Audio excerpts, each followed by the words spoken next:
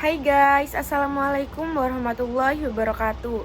Perkenalkan, saya Ratna Puspitasari dari Universitas Trunojoyo Madura, Fakultas Ekonomi dan Bisnis, Prodi Akuntansi Angkatan 2023, kelas C dengan NIM 2302211000113. Di sini saya akan memaparkan materi tentang analisis biaya volume laba atau bisa disebut dengan CFP analisis.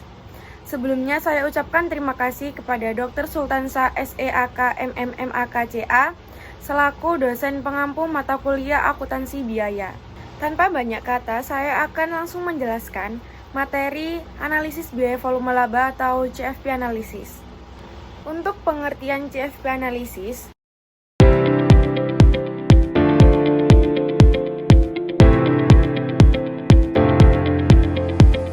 analisis cost volume profit adalah teknik yang digunakan untuk memahami hubungan antara biaya, volume penjualan, dan laba. CFP juga membantu manajemen dalam perencanaan laba jangka pendek dan pengambilan keputusan. Setiap entitas bisnis yang berinteraksi pada keuntungan menjadikan laba sebagai tujuan utama. Perusahaan menekankan biaya produksi dan memaksimalkan pendapatan untuk mencapai target laba. Laba yang diperoleh perusahaan tergantung dari 3 aspek. Yang pertama ada jumlah volume penjualan produk, yang kedua ada besar biaya produksi, dan yang terakhir tingkat harga yang ditetapkan.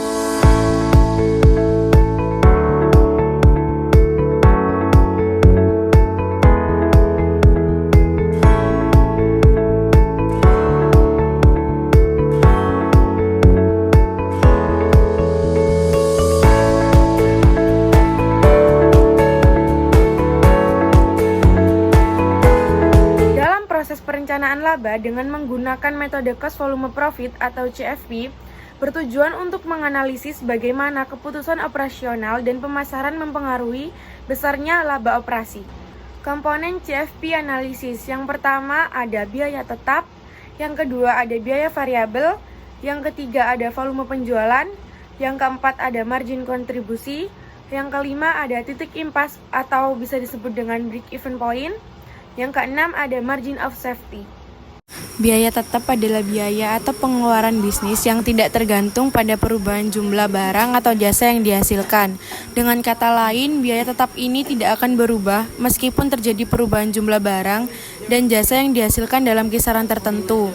Pengeluaran bisnis yang dimaksud ini biasanya berkaitan dengan waktu.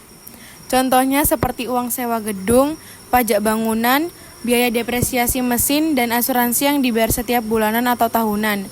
Biaya-biaya tersebut tetap ada atau harus dibayar meskipun perusahaan sama sekali tidak menghasilkan output barang atau jasa.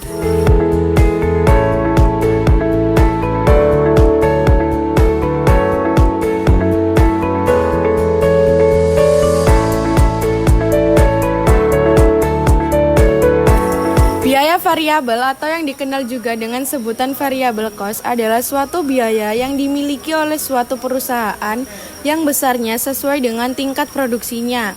Biaya variabel ini bisa dibilang merupakan kebalikan dari biaya tetap karena kondisinya yang cenderung lebih berubah-ubah sesuai dengan jumlah produksi yang dihasilkan. Jadi, kenaikan atau penurunan biaya variabel ini bergantung pada aktivitas operasional perusahaan. Selain biaya tidak tetap, biaya variabel juga kerap disebut dengan biaya tingkat level, sebab biaya variabel memiliki variasi tertentu sesuai dengan jumlah produksi. Biaya variabel ini juga menjadi salah satu penentu harga jual produk yang dibuat oleh suatu perusahaan. Jika biaya variabel tidak dihitung besarnya, kemungkinan akan terjadi kerugian. Biaya variabel ini sifatnya hanya dibutuhkan ketika proses produksi berjalan.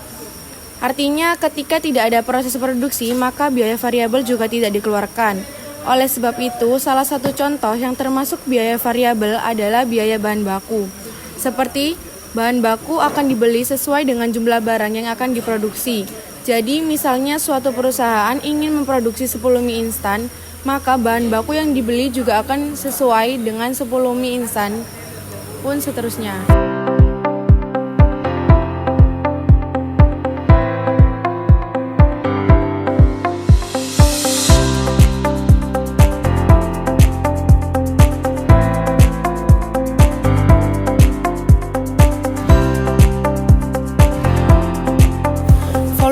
penjualan dapat diartikan sebagai umpan balik dari kegiatan pemasaran yang dilaksanakan oleh perusahaan. Volume penjualan menunjukkan produktivitas suatu perusahaan dan juga keberhasilan dan pemasaran. Semakin besar volume penjualan, maka semakin besar pula kemungkinan untuk mendapatkan keuntungan atau mengalami pertumbuhan laba perusahaan. Keberhasilan usaha penjualan dapat dilihat dari volume penjualan yang didapat. Dan kata lain, apakah usaha tersebut mendapatkan laba atau tidak sangat bergantung pada keberhasilan penjualan itu.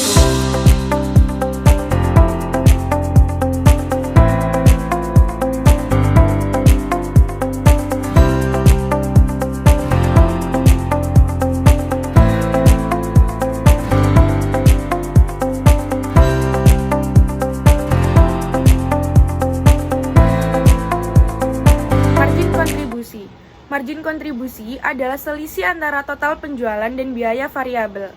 Margin menunjukkan seberapa besar pendapatan yang tersedia untuk menutupi biaya tetap dan laba. Rumus dari margin kontribusi adalah penjualan dikurangi dengan biaya variabel.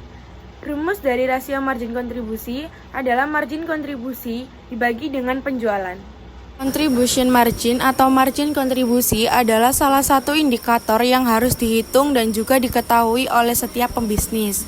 Saat menjalankan suatu bisnis atau perusahaan, memahami seberapa banyak keuntungan bisnis adalah suatu hal yang penting. Banyak para pebisnis melihat indikator keuntungan suatu bisnis dari nilai margin profitnya, di mana margin profit sederhananya akan mengukur seluruh jumlah total pendapatan dan penjualan setelah dikurangi dengan berbagai biaya yang terjadi.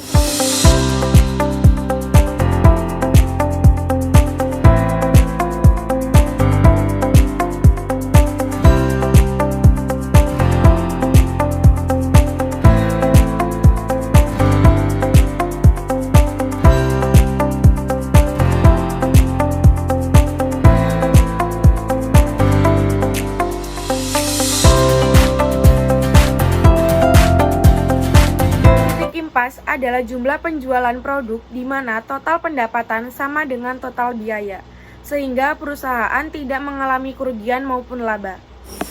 BEP atau break even point adalah total pendapatan yang didapatkan sama dengan biaya yang dikeluarkan. Total keuntungan dan kerugian pada titik BEP adalah 0. Artinya di titik ini adalah titik impas di mana perusahaan dalam posisi netral, yang di mana perusahaan tidak mengalami kerugian maupun keuntungan.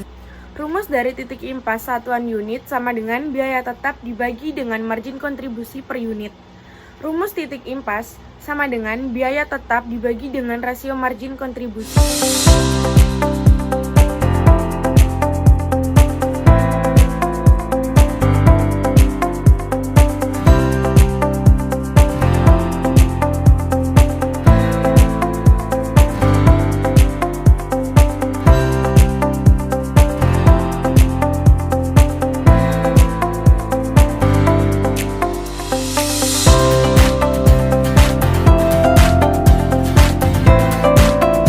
Margin pengaman penjualan atau bisa disebut dengan margin of safety.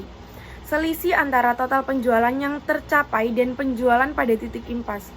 Margin of safety adalah rasio keuangan yang mengukur jumlah penjualan yang telah melampaui titik impas atau BEP.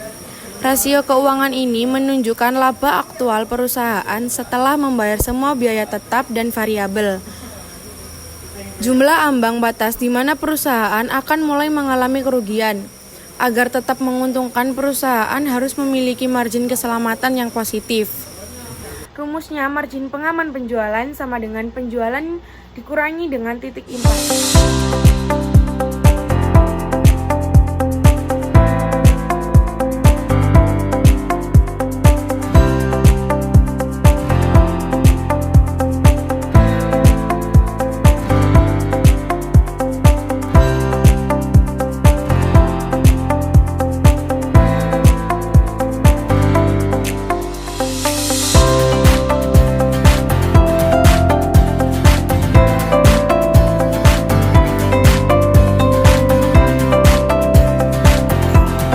Selanjutnya ada fungsi CFP analisis. Yang pertama, membantu manajemen dalam perencanaan laba.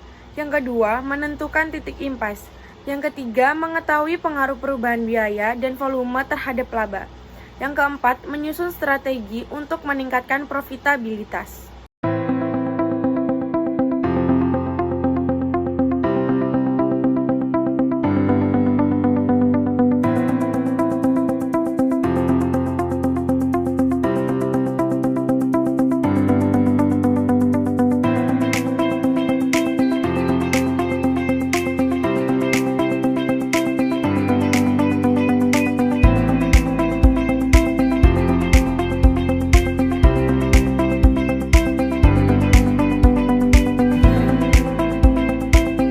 Adalah contoh soal titik impas. Jika biaya tetap sebuah perusahaan adalah 50.000 dan margin kontribusi per unitnya adalah 5.000, berapa unit yang harus dijual untuk mencapai titik impas? Caranya, titik impas sama dengan biaya tetap dibagi dengan margin kontribusi. 50.000 dibagi dengan 5.000 sama dengan 10 unit.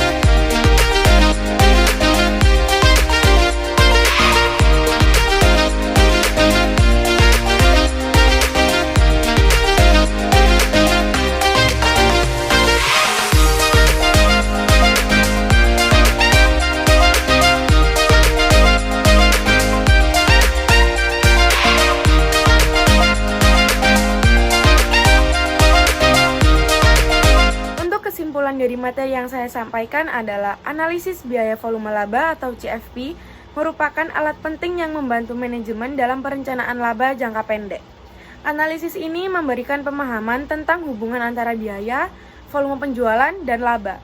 Hasil dari analisis CFP menunjukkan untuk mencapai laba yang diinginkan, perusahaan harus fokus pada margin kontribusi dan titik impas. Pemahaman dalam CFP sangat penting bagi perusahaan dalam menentukan strategi pemasaran, menetapkan harga yang tepat, dan menekankan biaya untuk mencapai target keuntungan yang optimal.